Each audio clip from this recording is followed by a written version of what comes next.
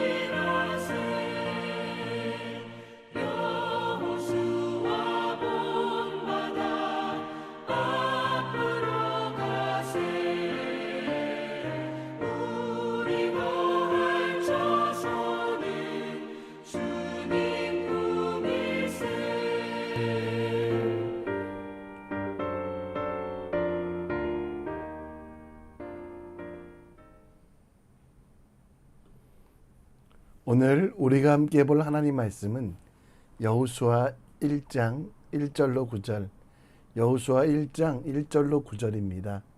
함께 읽겠습니다.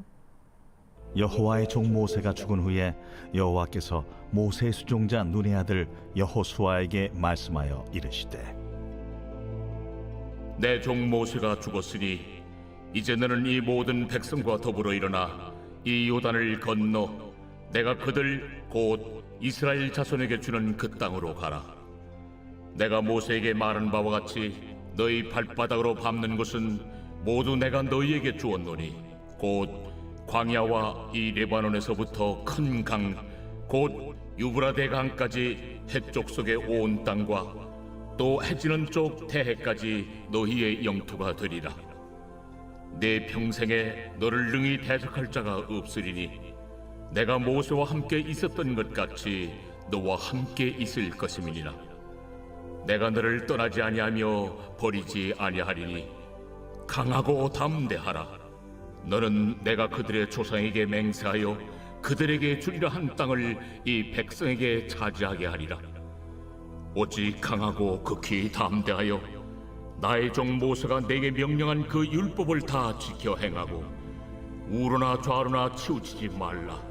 그리하면 어디로 가든지 형통하리니 이 율법책을 네 입에서 떠나지 말게 하며 주야로 그것을 묵상하여 그 안에 기록된 대로 다 지켜 행하라. 그리하면 내 길이 평탄하게 될 것이며 네가 형통하리라. 내가 네게 명령한 것이 아니냐? 강하고 담대하라. 두려워하지 말며 놀라지 말라. 네가 어디로 가든지 네 하나님 여호와가 너와 함께 하느니라. 아멘. 대한민국 사람들에게 2002년도 월드컵은 많은 좋은 기억들이 있습니다.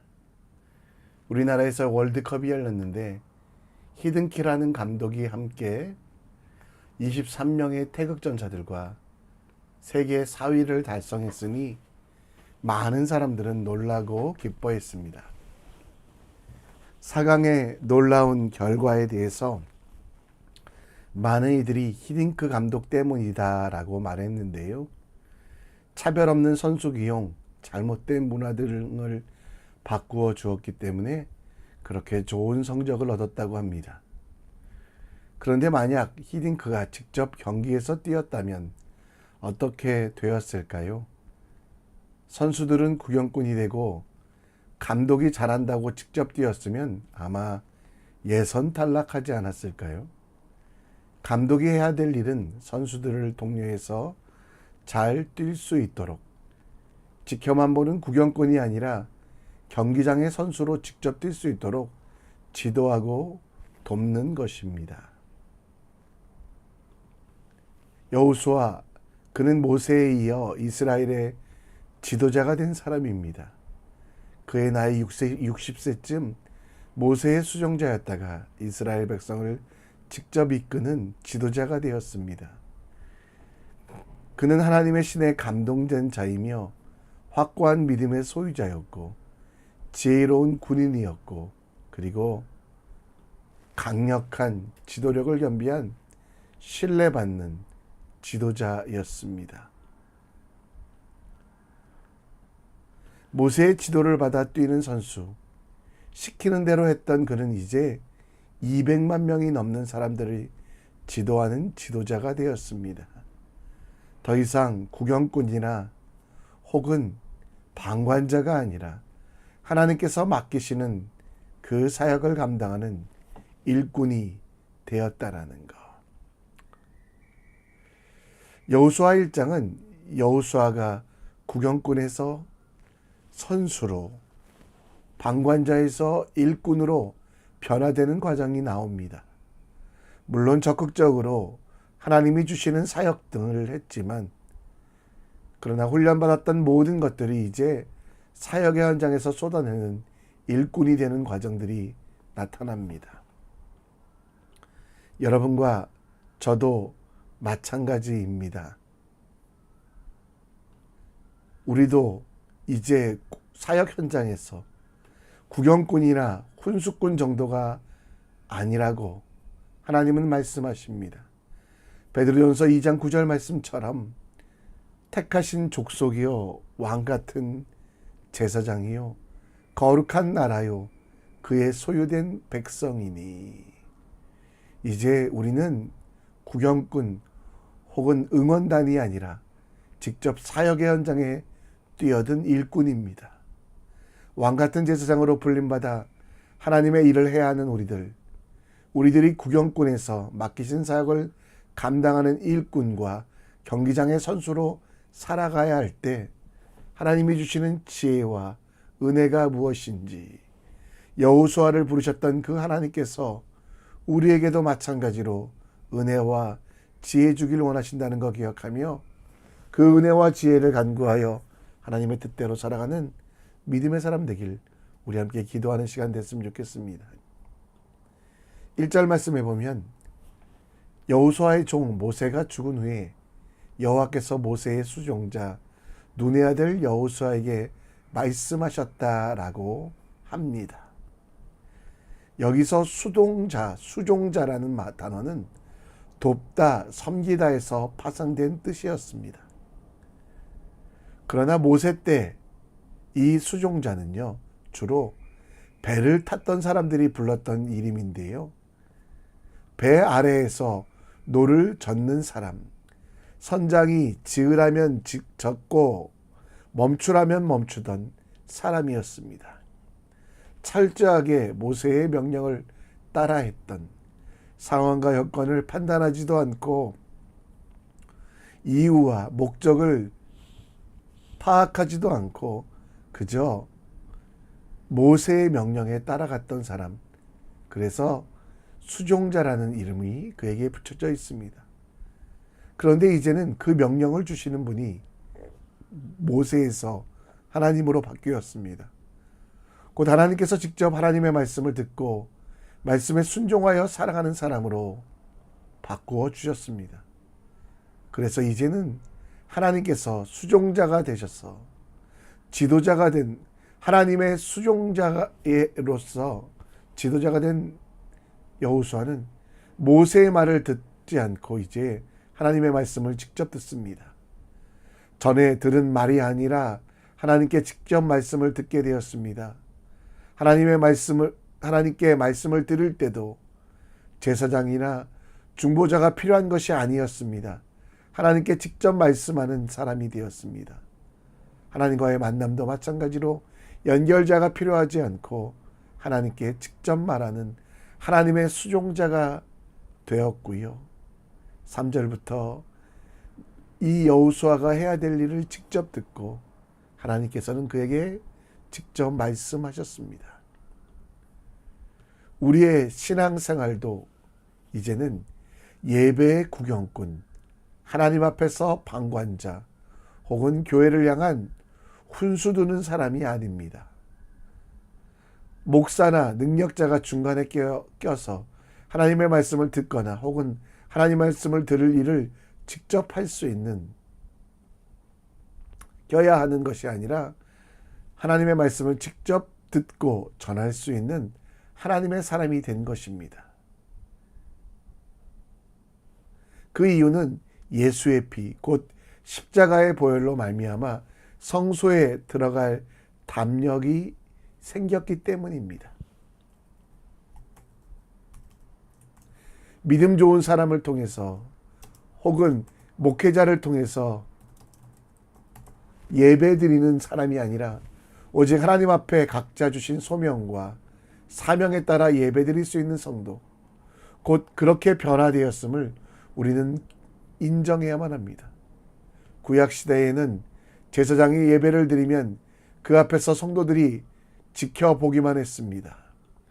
그러나 예수님의 십자가 보혈, 대제사장 된 그분께서 흘리신 그 보혈로 말미암아 이제 우리가 모든 것들이 변하였습니다.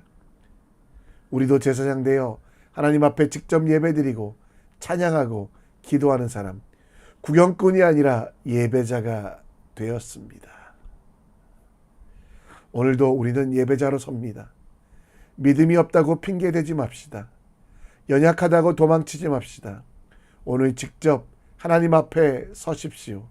우리 속에 계신 하나님을 인정하며 하나님을 바라보며 그 앞에, 하나님 앞에 예배하는 믿음의 사람이 됩시다.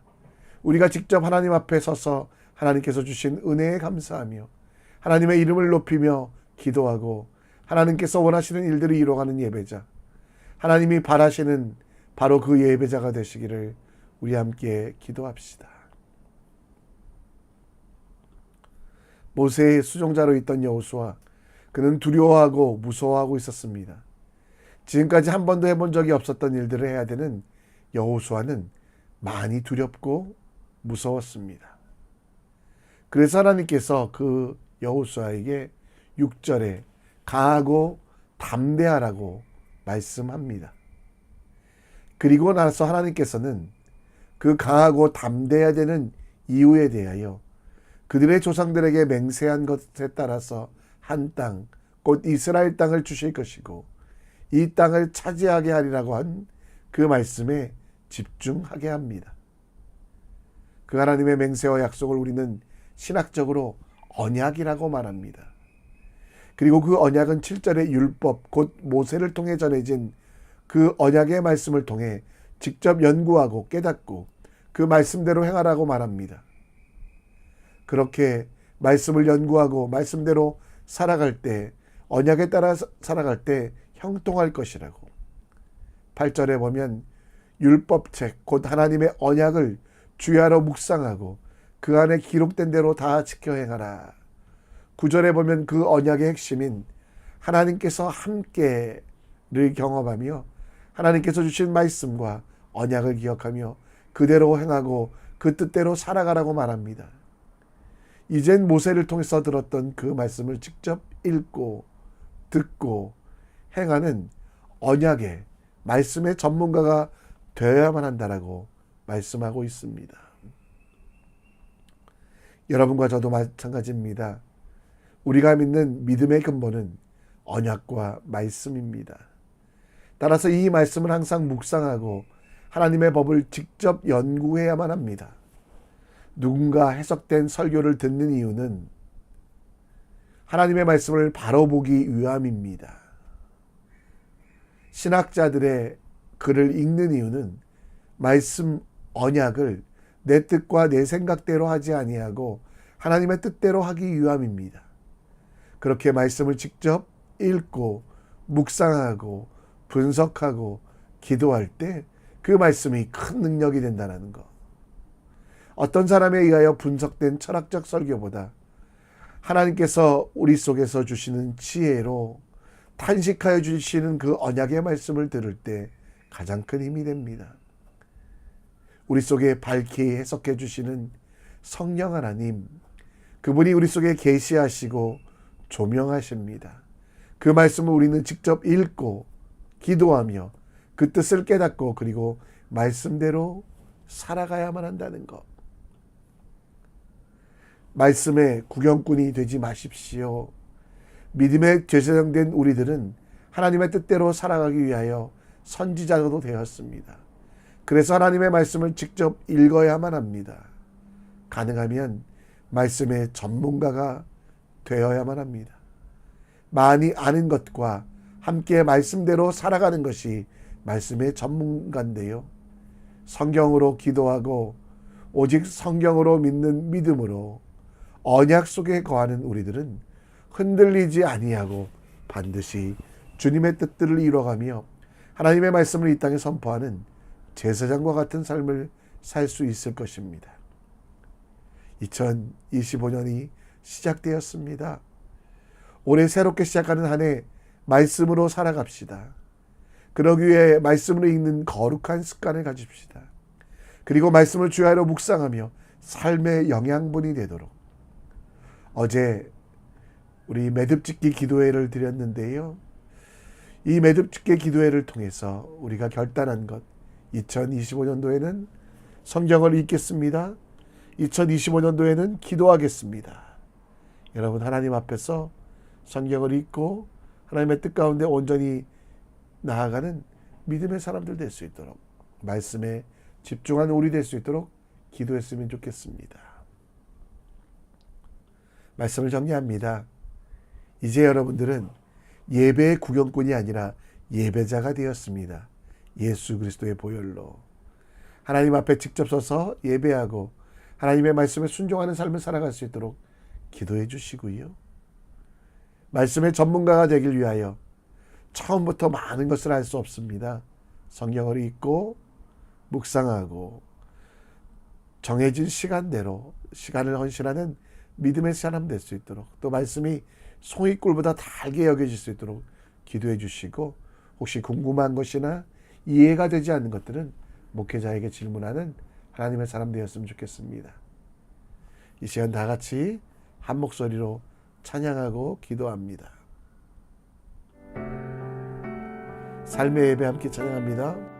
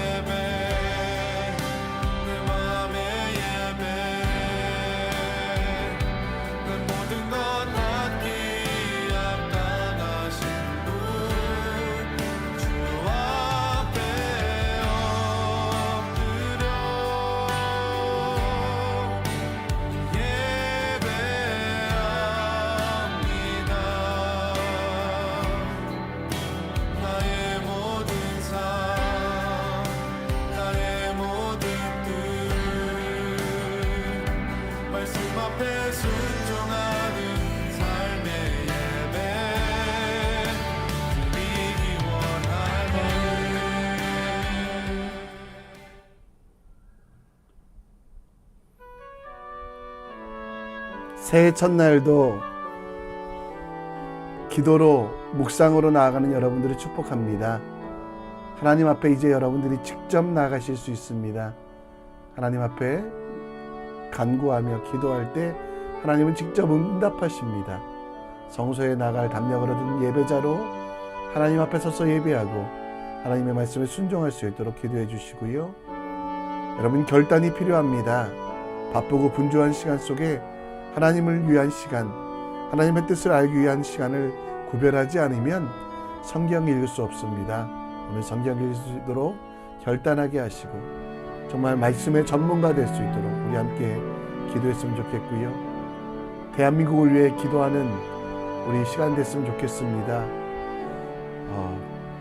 제주항공 참사로 인하여 아파하는 이들, 또 그 가족들 위로하여 주시기를 기도해 주시고, 대한민국이 위기 속에서 기회로, 거룩한 기회로 바꿀 수 있도록, 분열되지 않도록 예수의 몸된 교회들이 깨어 기도하며 그 일들 감당할 수 있도록, 공법이 물같이 정의가 하수같이 흐를 수 있도록 우리 함께 기도해 주셨으면 좋겠습니다.